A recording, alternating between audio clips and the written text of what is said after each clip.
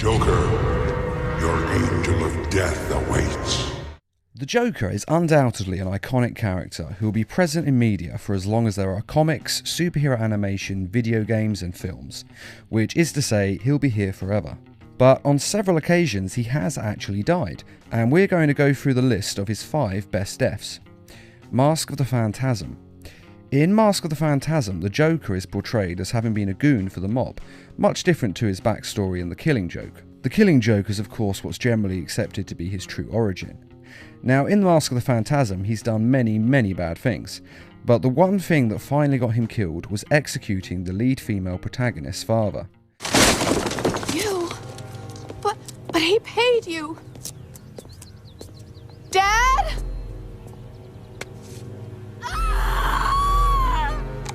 After this happened, she hunted down all the members of the mob who were responsible for killing her father. That includes him and all the ones who gave the hit in the first place. The Joker was actually the last one she attacked, and he was prepared for her. He had rigged his hideout with explosives, and when Batman showed up as well, he ended up triggering the explosives. He was probably planning to escape at this point, but Andrea Beaumont, the woman whose father he had killed, grabbed a hold of him, and the two were buried by the building and killed, with Joker laughing his mad laugh all the while.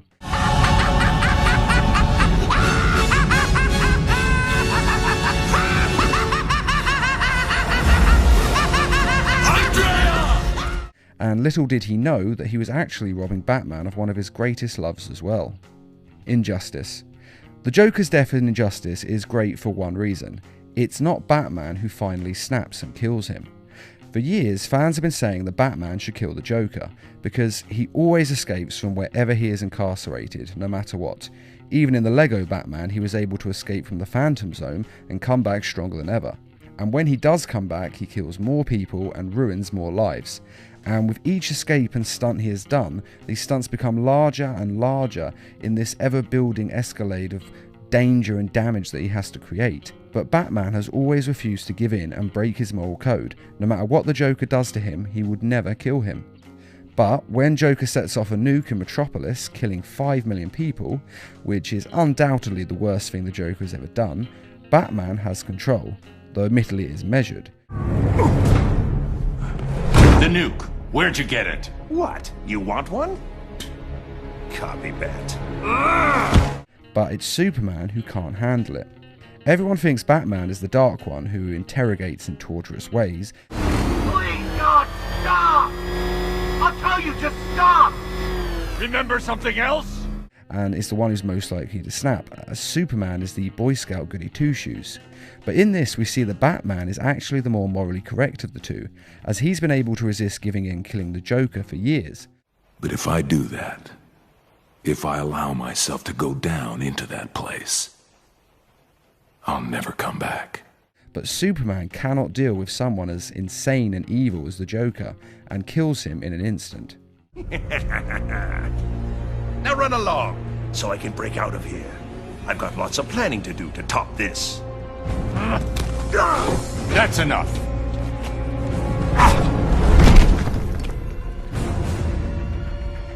I know it's soon, but think you'll ever love again? Maybe you won't kill your next family.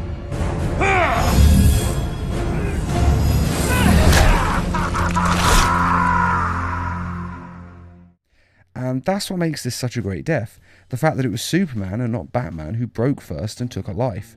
It's interesting to see that Batman, the only one of the main 7 Justice League members who doesn't have any powers, is the one strong enough to resist killing the Joker, whereas Superman, the strongest and most powerful being on the planet, is not strong enough to stop himself. That being said, I do completely understand why Superman killed the Joker. He killed his wife and unborn child, and I don't honestly think any man worth a damn would be able to stop themselves from killing the Joker if that had happened to them. Not straight away when the pain and the loss was still fresh, which is why Superman shouldn't have been anywhere near the Joker at that point, but they couldn't exactly keep him away. As I said, he is the most powerful being on the planet. And killing the Joker is forgivable under those circumstances, at least in my mind, and I think that any jury would have let him go on a plea of temporary insanity. But it's everything the Superman does next that's wrong. And the Injustice games did prove that once a life is taken, it's a slippery slope to becoming a fully fledged supervillain, which Superman definitely became in the Injustice 2 video game. I'll have a legion whose power rivals the combined Lantern Corps. And I want you to lead it with me. Never, Cal. You'll either make the right choice, or I'll make it for you. And this is actually one of the best things about the Injustice games. It does show why superheroes should never kill, even though we always say they should when we read the comics and watch the films.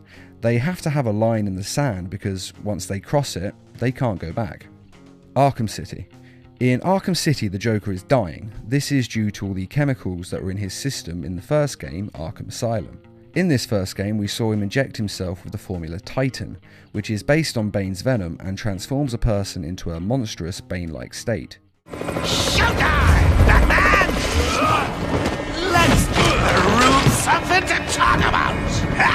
Two freaks in a fight to the death! These chemicals, combined with the cure to return Joker to normal, leave his blood poisoned and toxic, and he has hours to live as the game starts. Mr. Freeze is making a cure for the poison, but it turns out to be more complicated than simply synthesizing it. Perhaps I should elaborate. Creating an antidote to the disease that afflicts the clown was easy.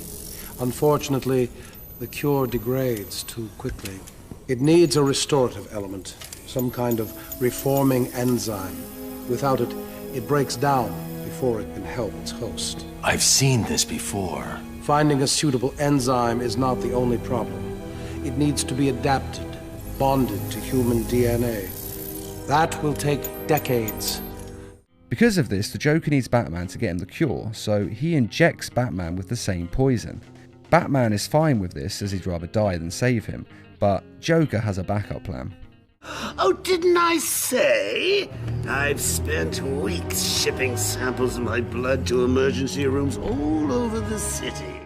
So Batman has to get the cure by getting Ra's al Ghul's blood and using it to synthesize the cure. Being Batman, he of course does this, but it's not that simple once the cure's synthesized. The formula is complete. The bonding process appears to have been successful. How are you feeling? You look unwell. Give it to me. I'm afraid I cannot do that, Batman. You have given me your last order. But finally, after some pretty good boss fights, Batman gets the cure and drinks enough to save himself, and has enough of it left for the Joker as well. Every decision you've ever made ends with death and misery. People die. I stop you. You'll just break out and do it again. Think of it as a running gag. No!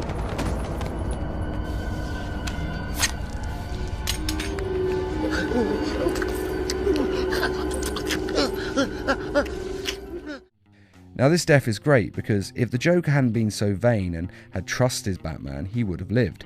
It's his own nature that leads to his death, and he dies with the laughter of that irony on his lips. Do you want to know something funny? Even after everything you've done, I would have saved you.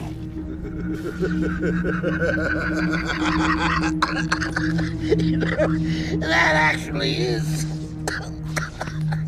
pretty funny.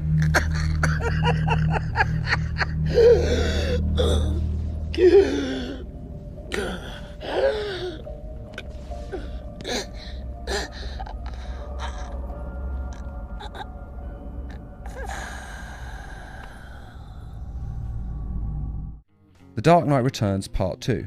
This death is amazing simply for its brutality. The movie was based on Frank Miller's The Dark Knight Returns graphic novel, and saw Batman do the one thing fans have wanted him to do for years: kill the Joker. After all the years and the things he has done, Batman has finally decided that he needs to take down the Joker once and for all. Are you out of your mind? I'm through playing Joker. It's an incredible fight and truly worthy as an ending to their lifelong feud, and the film is great, but in all honesty it's worth watching simply for the fight scene between Joker and Batman.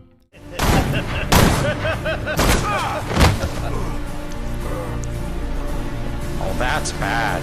You should get that looked at when you have a chance. After a violent and bloody confrontation through a theme park, the two end up in the Tunnel of Love, which is actually rather a fitting setting for the two since they have a deeper connection with one another than some lovers do. The Joker is badly injured in the fight and his neck is badly damaged, and he knows that he is lost, but he decides that he has to have the final joke. And rather than let Batman finish it, the Joker breaks his own neck, killing himself and causing the world to believe that Batman was the one who killed him, which then leads to the famous fight between Superman and Batman. This is just an incredible death. The final fight between the two is something you would think could never live up to our fanboy expectations, but it actually does come pretty close. It's finally here, isn't it? The moment we both dreamed about. In great part because of this ending. It shows how the Joker has no regard for human life, not even his own, and that he's prepared to go to any lengths to win in this feud between him and Batman, not even allowing Batman to have the finishing blow.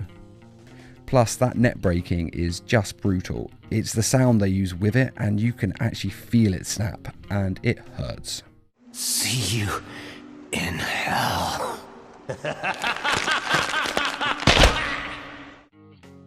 Return of the Joker.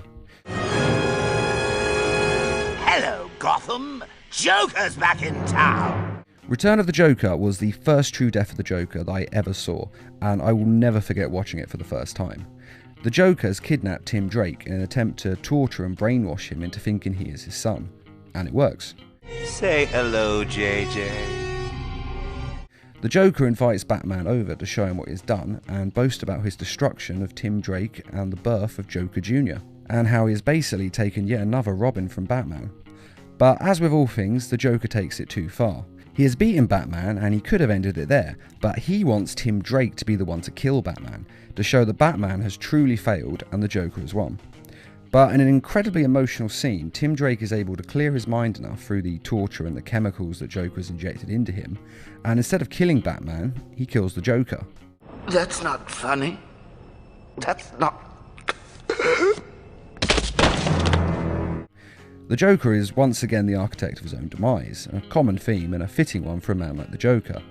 And as you watch the Joker die, Tim Drake starts laughing the mad laugh of the Joker, which turns into tears as he is losing his mind, and the full weight of what he has done and what has been done to him hits him.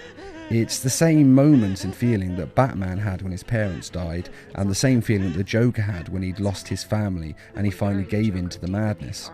But unlike the Joker, Tim Drake is strong enough to eventually get his mind back. We had a trusted friend, Dr. Leslie Tompkins. It took her a year, but she was able to help Tim back to sanity. Still, things were never really the same. But even so, it's a heartbreaking scene to watch and incredibly moving, even in the face of how sadistic this part of the movie really is. One thing I think is important to note with these deaths is that in all of them, Batman is there. He was there when the Joker was created, and he was there when the Joker ended, and it seems fitting that he should be.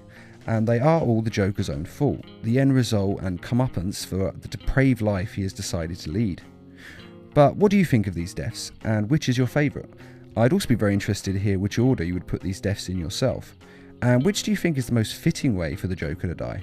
Be sure to let us know in the comments, and I'd just like to give a quick thank you to those of you who made this video possible by donating to Needlemouse Productions' Patreon page. Patreon is a crowdfunding site that's helping to raise funds so that we can produce more videos for you each week.